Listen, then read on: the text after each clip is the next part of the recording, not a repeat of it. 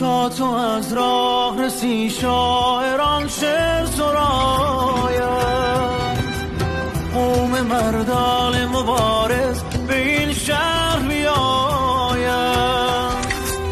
تا تو از راه رسی پنجره ها باز بمانم، مرد و زن بر سر هر کوچه آواز بخوانم. خالی از لطف نباشد گذری